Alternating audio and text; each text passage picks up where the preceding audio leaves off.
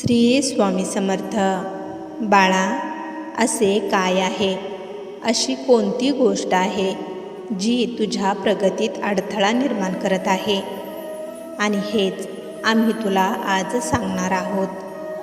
हा आमचा संदेश तुझ्यासाठी खूप महत्त्वाचा आहे, त्यामुळे हा संदेश पूर्ण ऐक. बाळा, तुमच्या आयुष्यात खूप साऱ्या चढउतारांचा तुम्ही सामना केलेला आहे. खूप साऱ्या अपमानांनाही तुम्हाला सामोरे जावे लागलेले आहे. तुम्हाला खूप हिणवले, खूप जणांनी तुमची चेष्टा केली, तुमच्यावर हसले. या सर्व अपमानांनी तुम्ही काही काळ खूप खचलेला आहे. पण तुम्ही हार न मानता त्या अपमानांचा बदला बोलून न घेता काहीतरी मोठे बनवून दाखवण्याचा तुम्ही निर्णय घेतला. आणि या निर्णयासाठी तुम्ही खूप साऱ्या योजना देखील आखल्या. बाळा, तुम्ही ज्या योजना आखलेल्या आहेत त्या योजनांवर तुम्ही नियमित काम करण्याचा प्रयत्न करता. दररोज मनाशी ठरवता, पण काही वेळाने तुमचे मन भरकटू लागते. तुमचे मन एका ठिकाणी एकाग्र होत नाही. त्यामुळे तुम्ही जी ठरवलेली योजना असते ती तशीच अर्धी राहून जाते. बाळा, तुमच्या प्रगतीत खूप मोठा अडथळा आहे, आणि तो अडथळा म्हणजे तुमचा आळस. तुमचा आळस तुमच्यावर एवढा हावी झालेला आहे की तो तुम्हाला चांगले काही करूच देत नाही. आजचे काम नेहमी उद्यावर ढकलण्याचा प्रयत्न तुम्ही नेहमी करत असता. बाळा, असे करून कसे काय चालणार? तुम्हाला जर तुमचे ध्येय गाठायचे असेल तर तुम्हाला तुमच्या या आळसाला दूर काढून फेकलेच पाहिजे. हा आळस तुम्हाला एवढे घट्ट चिकटून बसलेला आहे की तो लगेचच एका दिवसात तुम्हाला सोडून जाणार नाही. तर त्याला रोज ठरवून प्रयत्नाने दूर केले पाहिजे. बाळा, आळस म्हणजे तुमची नकारात्मक शक्ती.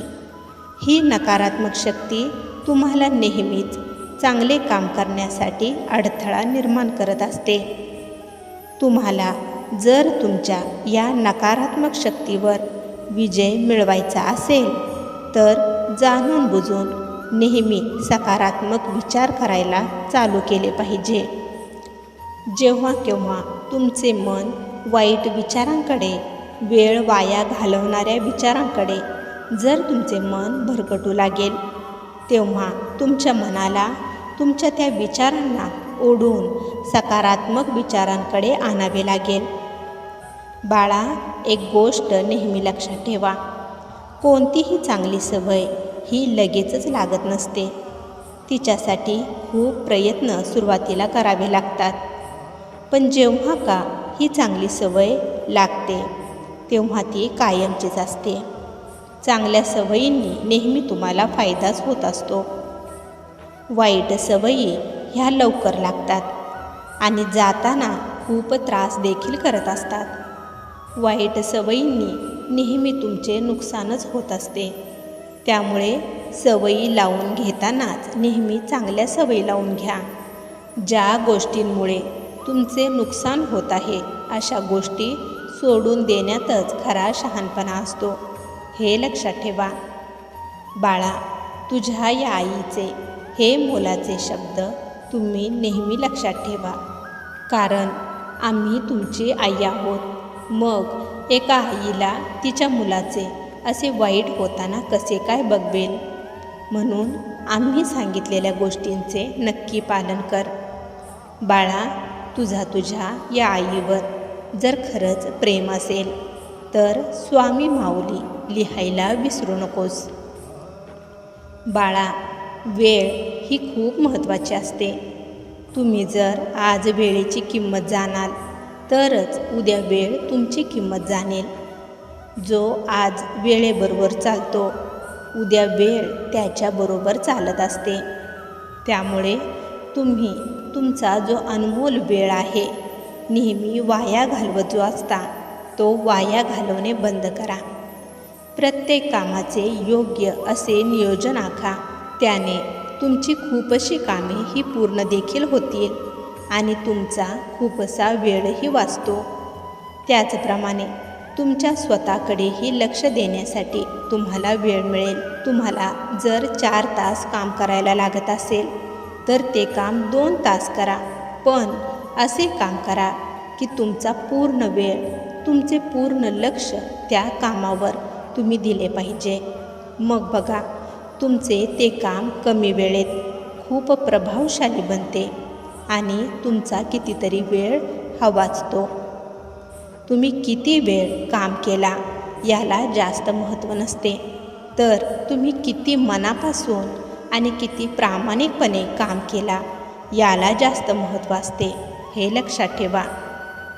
बाळा, तुम्ही आजचे काम कधीच उद्यावर ढकलू नका. कितीही वेळ लागू दे, पण नेहमी आजचे काम हे आजच पूर्ण करत जा. ज्या वेळेस तुम्ही सवय ही स्वतःला लावून घ्याल, तेव्हा रात्री झोपताना खूप शांत आणि समाधानाची झोप तुम्हाला लागेल. दुसऱ्यांच्या आयुष्यात काय चाललेले आहे याकडे लक्ष न देता नेहमी तुमच्या स्वतःकडे, तुमच्या ध्येयाकडे लक्ष द्या. वेळ खूप महत्त्वाची असते. एक क्षणांनी वेळ पुढे सरकत आहे. वेळ कोणासाठीही थांबत नाही. तुमच्या हातून वाळूसारखी ही वेळ निसटून चाललेली आहे. तुमचे आयुष्यही त्या वेळेबरोबर एक क्षणाने कमी होत आहे. गेलेली वेळ ही पुन्हा येत नसते. त्यामुळे तुमच्या आयुष्यातील प्रत्येक क्षणांना योग्य त्या कर्मात लावा. वेळ वाया घालवू नका. जर का तुम्ही आज तुमची वेळ वाया घालवाल तर उद्या तुमचे आयुष्य वाया जायला वेळ लागत नाही. म्हणून वेळेचे महत्त्व जाणा. बाळा, तुम्ही जे ठरवलेले आहे त्यावर प्रामाणिकपणे काम करत राहा.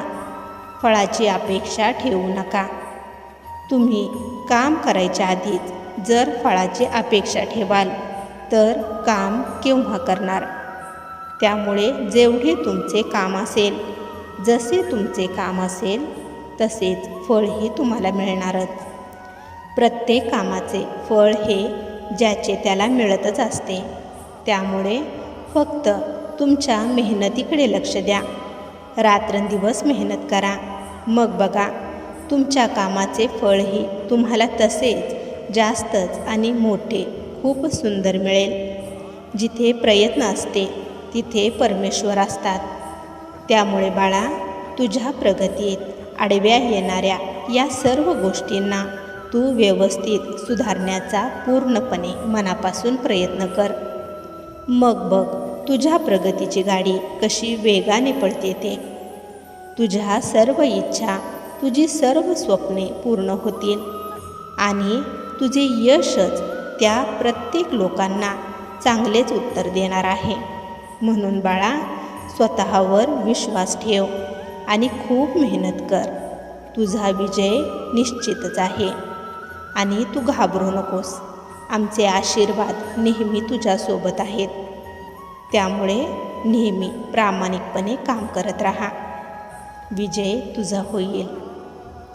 बाळा, तुझा आमच्यावर जर खरंच विश्वास असेल तर श्री स्वामी समर्थ लिहायला विसरू नकोस. तुझे कल्याण होईल. स्वामी भक्तांनो, तुम्हाला जर आजचा हा संदेश आवडला असेल तर या संदेशाला लाईक आणि कमेंट करायला विसरू नका आणि त्याचबरोबर हा संदेश शेअर करायला देखील विसरू नका. कारण तुमच्या एका शेअरमुळे कोणाच्या तरी आयुष्यात थोडी जरी आनंदाची उमेद निर्माण झाली तर याच्या आशीर्वादाचे फळ तुम्हाला नक्कीच मिळेल. त्यामुळे असेच स्वामींचे संदेश दररोज ऐकण्यासाठी स्वामी कन्या पौर्णिमा या चॅनेलला नक्की सबस्क्राईब करा आणि बेल आयकॉन दाबा. त्यामुळे नवीन व्हिडिओचे नोटिफिकेशन लवकरात लवकर तुमच्यापर्यंत पोहोचेल. स्वामी भक्तांनो, स्वामी संदेश सांगण्याचा एकच प्रामाणिक प्रयत्न आहे की तुमच्या हरलेल्या मनाला पुन्हा शक्ती मिळावी आणि जगण्यासाठी नवीन प्रेरणा मिळावी. चला तर मग सर्वांनी आनंदी राहा. आपली आणि इतरांचीही काळजी घ्या. श्री स्वामी समर्थ. जय जय स्वामी समर्थ.